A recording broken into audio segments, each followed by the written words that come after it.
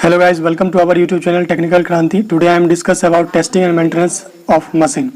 तो ये मैं testing and maintenance of AC machine जो कि पॉलिटेक्निक के 6 सेमेस्टर में पढ़ने को है, उनका तीसरा लेक्चर है। इससे पहले मैंने 2 लेक्चर अपलोड कर दिए हैं जो कि जनरल इंट्रोडक्शन और safety and prevention of accident था। तो अगर अभी तक आपने नहीं देखा है तो जाइए देखिए। उसमें उस वीडियो के दौरान हमने आपको इंपॉर्टेंट क्वेश्चन और क्विक रिवीजन नोट्स भी आपको तैयार करके दिया और किस टाइप के इंटरव्यू में क्वेश्चन पूछे जाते हैं टेस्टिंग एंड मेंटेनेंस से, क्योंकि स्किल टेस्ट से इससे क्वेश्चन पूछे जाते हैं। जस्ट लाइक ये क्रॉस कोर्स है और आपको इतने सारे क्वेश्चन इसमें आपको देखने को मिलेंगे जो आपके सेमेस्टर एग्जाम में आएंगे। साथ ही साथ इस वीडियो में हम देखेंगे important question, quick revision notes, interview question और क्रैश कोर्स। तो चलिए बात करते हैं।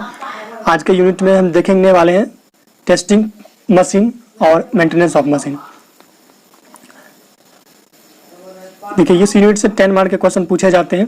आप लोगों का काफ़ी हायर डिमांड था कि आप लोगों मतलब टेस्टिंग एंड मेंटेनेंस का वीडियो बनाइए, तो आप लोगों की डिमांड पे ये वीडियो लेके आया हूँ। अगर आप लोग सपोर्ट करते हैं तो जल्दी मैं दूसरा मैनेजमेंट और कंट्रोल सिस्टम और भी बहुत सारे सब्जेक्ट का वीडियो लेके आऊँगा।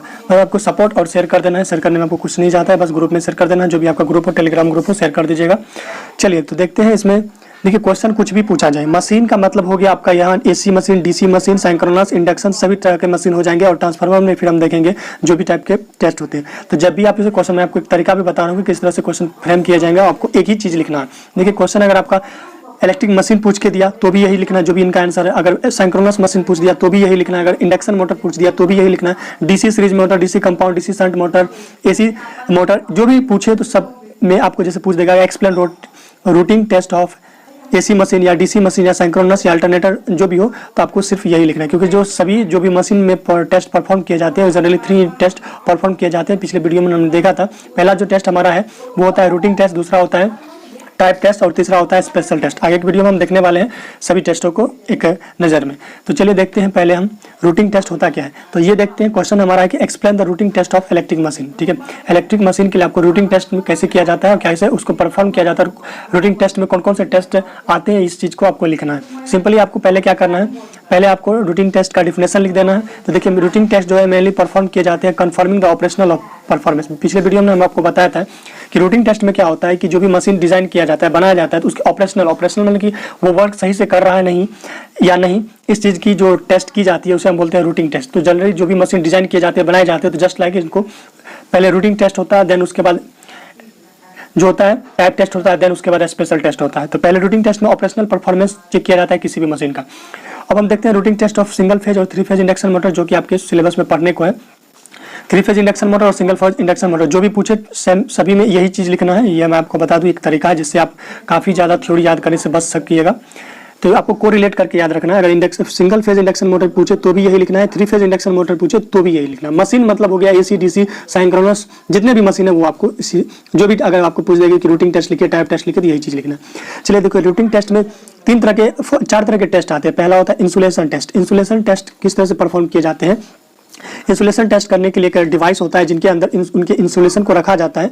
जो भी मोटर होता है उनको रखा जाता है और उसको एक निश्चित टेम्परेचर पे यानी कि मैक्सिमम टेम्परेचर तक हीट किया जाता है और देखा जाता है कि क्या इसका इंसुलेशन जो है वो पिघल तो नहीं रहा है। इंसुलेशन रेजिस्टेंस का मतलब जैसे वाइंडिंग रेजिस्टेंस होता है, इंसुलेशन रेजिस्टेंस यानी कि जैसे एक वायर होता है, वायर के ऊपर ने हमने देखा होगा कि आपको प्लास्टिक का कवर दिया जाता है और जो इंसुलेशन उस पर चढ़ाया जाता है वही होता है इंसुलेशन रेजिस्टेंस। ठीक है, ताकि वहाँ से जो भी एक्सीडेंट होने के चांसेस कम होते हैं और ज़्यादा करंट लीकेज होने के भी चांसेस कम होते हैं। तो इंसुलेशन जो हमारा रेजिस्टेंस टेस्ट होता है वो परफॉर्म जनरली किया जाता है वाइंडिंग इंसुलेशन मेजरमेंट के लिए, आर्मेचर का, फील्ड पोल का और बियरिंग ऑफ द मशीन का। तो बियरिंग में कितना इंसुलेशन है, इंसुलेशन कहीं फेलियर तो नहीं हुआ, इसी चीज़ का जो टेस्ट किया जाता है वो होता है परफॉर्म किया जाता है इंसुलेशन रेजिस्टेंस टेस्ट में।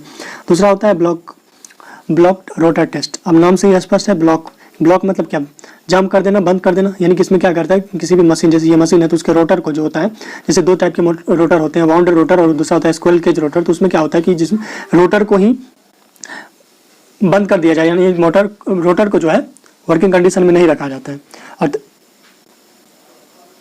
रोटर को जो है ब्लॉक किया जाता है। और इस टेस्ट से परफॉर्म किया जाता है, पावर फैक्टर डिफाइन किया जाता है, पावर फैक्टर मेजरमेंट किया जाता है, इनका वोल्टेज निकाला जाता है, स्टार्टिंग करंट कितना ले रहा है और उसके बाद स्टार्टिंग टॉर्क कितना हो रहा है, ये सभी इससे मेजरमेंट किया जाता है। सबसे बड़ी बात आपके ऑब्जेक्टिव से क्वेश्चन आ सकते हैं कि block rotor test is useful for determining, तो आपको कर देना है कॉपर लॉस, और जो नो लोड होते हैं उससे कोर लॉस डिटरमाइन किया जाता है, यानी कि मेजरमेंट किया जाता है। दूसरा है bearing vibration test. Bearing vibration test जो होता है किस तरह से परफॉर्म किए जाते हैं मैं आपको यहाँ दिखा देता हूँ। जस्ट यहाँ आप देख सकते हैं कि बियरिंग, ये है हमारा बियरिंग वाइब्रेशन टेस्ट। इसमें सिंपली जो है बियरिंग का वाइब्रेशन चेक किया जाता है और इसे हम स्पेशल टेस्ट में भी कंसीडर कर सकते हैं कि वाइब्रेशन कितना हो रहा है। वाइब्रेशन तो आप समझ रही हैं, मशीन का जो फटफटाहट और नॉइज जो होता है और ढीला जो भी पार्ट होगा और जिनका वियर इंटीरियर के कारण हो रहा है तो वाइब्रेशन होगा, तो ये वाइब्रेशन टेस्ट किया जाता है जनरली, तो जो कि मशीन डिजाइन के जस्ट लाइक किया जाता है, जो कि आता है आपका रूटिंग टेस्ट में। तो यहाँ से आप देख सकते हैं। चलिए नेक्स्ट हम बात करते हैं नो लोड टेस्ट में। चलिए इसमें बियरिंग टेस्ट में जो है वेलोसिटी मेजर किया जाता है, वाइब्रेशन और एम्पलीट्यूड ऑफ मशीन मेजरमेंट किया जाता है। दूसरा है नो लोड टेस्ट। चौथा जो हमारा है वो नो लोड टेस्ट है, इसे हम ओपन सर्किट टेस्ट भी कहते हैं। इस टेस्ट से क्या डिटरमाइन किया जाता है, rotational loss that means copper loss और फ्रिक्शनल लॉस और विंज लॉस डिटरमाइन किया जाता है किसी भी मशीन का, और साथ ही साथ इक्विवेलेंट सर्किट को के पैरामीटर को भी डिफाइन किया जाता है। नो लोड टेस्ट कहने का मतलब जो भी मशीन है उसको विदाउट लोड दिए ही ऑपरेट करेंगे और उसके बाद क्या क्या उसमें लॉसेस हो रहे हैं, किस तरह के पैरामीटर का मेजरमेंट उसमें किया जा रहा है, ये सभी जो परफॉर्म किए जाते हैं टेस्ट वो होता है हमारा नो लोड टेस्ट। इसमें जो है जनरली आपके ऑब्जेक्टिव में क्वेश्चन आ सकते हैं कि no load test perform to determining, तो आपको टिक करना है कोर लॉस, और जो ब्लॉक रोटर टेस्ट जो होता है उसमें हम कॉपर लॉस डिटरमाइन करते हैं, ठीक है, और नो लोड टेस्ट जो होता है वो उसमें हम कोर लॉस डिटरमाइन करते हैं। कोर लॉस में ईडी और हिस्टेरिसिस लॉस आते हैं। नेक्स्ट वन है क्विट रनिंग टेस्ट। देखिए इसमें क्या होता है, this type of test is perform to measure noise level of the machine. इस टाइप के जो टेस्ट है वो परफॉर्म किए जाते हैं noise level of the machine, यानी कि मशीन के नॉइज लेवल क्या है, अभी हम आपको बताएंगे नॉइज लेवल टेस्ट जो कि स्पेशल टेस्ट के अंतर्गत आते हैं उसमें। This is the required variable supply frequency. इसमें सप्लाई फ्रीक्वेंसी वेरिएबल होना चाहिए ताकि फिक्स नहीं होना चाहिए, जैसे हमारा फ्रीक्वेंसी होता है 50 हर्ट्ज, तो इसमें जो है फ्रीक्वेंसी को वेरिएबल किया जाता है ताकि उसमें नॉइज लेवल पे क्या इफेक्ट पड़ रहा है इस चीज़ का मेजरमेंट किया जाता है। अब हम देखेंगे टाइप टेस्ट क्या होता है। टाइप टेस्ट में होता है क्या, सिंपली कि देखिए मान के चलिए किसी भी इंडस्ट्री में या फैक्ट्री में 100 मशीन बनते हैं। अब 100 मशीन को एक एक करके चेक करना थोड़ा पॉसिबल नहीं हो पाता है, इसीलिए उसमें क्या कह रहे हैं, जो भी 100 मशीन है अल्टरनेट उसमें से 2 या 3 मशीन को उठा लिया जाता है, यानी कि 10 के जोड़े में से 2 या 3 को रेंडमली मशीन को लिया जाता है और उसके बाद जो टेस्ट किया जाता है, परफॉर्म किया जाता है, उसे हम बोलते हैं टाइप टेस्ट। ये जो क्वेश्चन आपके पूछे जाएंगे कि explain type test of single phase induction motor या फिर 3 फेज इंडक्शन मोटर या फिर साइक्रोनस मोटर या फिर डीसी मोटर या फिर एसी मोटर, जो भी क्वेश्चन पूछे जाएंगे सभी का आंसर एक ही लिखना है। अब यहाँ देख सकते हैं, this type of test are perform on 2 और 3 randomly machine for a lot of manufacturing machine, यानी कि जितने भी मैन्युफैक्चर्ड मशीन होते हैं उसमें से 2 या 3 रैंडमली मशीन को उठा के उसके बाद उसका टेस्ट किया जाता है। अगर वो मशीन टेस्ट में एकदम सही निकले या फिर एकदम एक्यूरेट निकले तो सभी मशीन को पास कर दिया जाता है। 100 मशीन को विदाउट टेस्टिंग का ही मार्केट में डिलीवर कर दिया जाता है। चलिए तो इसमें देखने वाले कौन कौन से टेस्ट परफॉर्म किए जाते हैं। तो पहला होता है टेम्परेचर टेस्ट। सबसे पहले टाइप टेस्ट में जो आता है वो होता है हमारा टेम्परेचर टेस्ट। तो टेम्परेचर टेस्ट से हम क्या डिटरमाइन करते हैं, winding resistance of temperature of machine. इसमें क्या करते हैं, first measure the cold winding resistance. पहले जो है मशीन जब रेस्ट में रहता है, जब वो ऑपरेट नहीं करता है तो उस दौरान वाइंडिंग रेजिस्टेंस कितना होता है, जिसको हम मान लेते हैं R1, और उसके बाद जो होता है मोटर को फुल लोड तक सफिशिएंट टाइम तक जब ऑपरेट किया जाता है, मतलब रनिंग कंडीशन में, देन उसके बाद क्या उसका हॉट रेजिस्टेंस होता है जिसको हम R2 कह लेते हैं, ये डिटरमाइन। उसके बाद इस रिलेशन से हम टेम्परेचर टेस्ट परफॉर्म कर देते हैं कि कितना temperature at no working condition में और एट वर्किंग कंडीशन में होता है। दूसरा टेस्ट है लोड टेस्ट। अभी हमने आपको बताया था कि जो रूटिंग टेस्ट में क्या था कि नो लोड टेस्ट था, लेकिन यह लोड टेस्ट है। इसमें क्या किया जाता है कि लोड दिया जाता है, एक निश्चित रेटिंग तक लोड दिया जाता है, उसके बाद इसका परफॉर्मेंस चेक किया जाता है, क्या इसका एफिशिएंसी होता है, जो प्लॉटेड ग्राफ ऑब्जर्वेशन होता है लोड देने के बाद। जैसे मान के चलिए अगर हम लोड देते हैं 5 न्यूटन का, कभी 6 न्यूटन का, कभी 100 न्यूटन का, तो इस तरह से जो है लोड टेस्ट परफॉर्म किए जाते हैं। चलिए नेक्स्ट वन जो है ये आपका मॉनिटरी ओवरलोड टेस्ट। देखिए इसमें क्या होता है कि this test is perform to checking overload carrying capacity of the machine which is generally specified of machine body. देखिए ये जो टेस्ट परफॉर्म किए जाते हैं, मशीन के बॉडी पर रेटिंग किया जाता है, नंबर प्लेट दिया जाता है कि इतना, चलिए मान के 415 वोल्ट पे ये ऑपरेट हो रहा है, इसमें 5 एम्पियर करंट लिया जा रहा है, पावर फैक्टर इसका 0.8 है, या फिर और भी बहुत चीज़ जैसे इफिशियंसी इसमें दिया जाता है। तो ये सभी जो है जो रेटिंग दिया गया है, जो नंबर प्लेट पे रेटिंग दिया गया है, उसको एक्यूरेट करने के लिए, उसको टेस्ट करने के लिए जो टेस्ट परफॉर्म किया जाता है उसको बोलते हैं मोमेंट्री ओवरलोड टेस्ट। इसमें सिंपली जो भी पैरामीटर दिए गए हैं उस पैरामीटर तक उसको लेके जाया जाता है। अगर 415 वोल्ट अगर मशीन पे रेटिंग किया हुआ है तो 415 वोल्ट से आगे तक वोल्टेज दिया जाता है, कहीं मशीन ब्रेकडाउन तो नहीं हो रहा है, कहीं मशीन में कोई फेलियर तो नहीं हो रहा है। तो ये सभी चीज़ जो परफॉर्म किए जाते हैं वो आता है मोमेंट्री ओवरलोड टेस्ट में। चलिए नेक्स्ट वन जो टेस्ट है वो होता है हमारा स्पेशल टेस्ट, जो कि कंज्यूमर के डिमांड पर ये टेस्ट को परफॉर्म किया जाता है। जो भी जब भी सप्लायर किसी भी कंज्यूमर को कोई भी कंज्यूमर जब बाय करता है या फिर कस्टमर बाय करता है मशीन, तो उस दौरान जो टेस्ट परफॉर्म किए जाते हैं उसको हम कहते हैं स्पेशल टेस्ट। कुल मिला के 3 टेस्ट होते हैं। पहला हमारा होता है रूटीन टेस्ट, दूसरा होता है हमारा टाइप टेस्ट और तीसरा जो होता है वो स्पेशल टेस्ट होता है जो कि कस्टमर के डिमांड पे परफॉर्म किए जाते हैं। तो इसमें कौन कौन से टेस्ट आते हैं चलिए मैं आपको बताता हूँ। ये सभी टेस्ट को पहले भी वीडियो में लेक्चर में कवर कर चुके हैं। पहला होता है बियरिंग वाइब्रेशन टेस्ट। इसमें क्या हो जाता है कि जो मशीन का बियरिंग वाइब्रेशन कितना है नहीं है, जो वाइब्रेशन क्या हो रहा है, वाइब्रेशन ठीक तो नहीं मतलब ठीक है कि नहीं है, ये सभी जो चीज चेक किया जाता है वो आता है बियरिंग वाइब्रेशन टेस्ट में। बियरिंग आप समझ रहे होंगे, इस तरह का गोला होता है, ठीक है, और रोल बियरिंग होता है, फिर बहुत सारे बियरिंग होता है जो कि आप यूटिलाइजेशन में पढ़े होंगे। तो ये सभी बियरिंग वाइब्रेशन टेस्ट में परफॉर्म किया जाता है। इसमें जो है वेलोसिटी डिटरमाइन किया जाता है, वाइब्रेशन और एम्पलीट्यूड ऑफ मशीन डिटरमाइन किए जाते हैं। फिर तीसरा जो होता है हमारा दूसरा जो होता है स्पेशल टेस्ट में जनरली वो आपका नॉइज लेवल टेस्ट किया जाता है, जो कि सामने इन फ्रंट ऑफ कस्टमर के सामने टेस्ट परफॉर्म किए जाते हैं। नॉइज लेवल टेस्ट ये जो है नॉइज लेवल मीटर से डिफाइन किया जाता है। आप यहाँ स्क्रीन पे देख सकते हैं। चलिए मैं आपको बता दूं कि किस तरह से नॉइज लेवल टेस्ट किया जाता है। तो आप स्क्रीन पे देख रहे हैं, ये आपका है नॉइज लेवल मीटर। इससे मशीन के जो है पैरामीटर को चेक किया जाता है कि कितना नॉइज है। चलिए अब देख लेते हैं नॉइज लेवल होता क्यों है, नॉइज लेवल कब ऑक्योर होता है। तो पहला है कि डैमेज और loose bearing of coil and coils.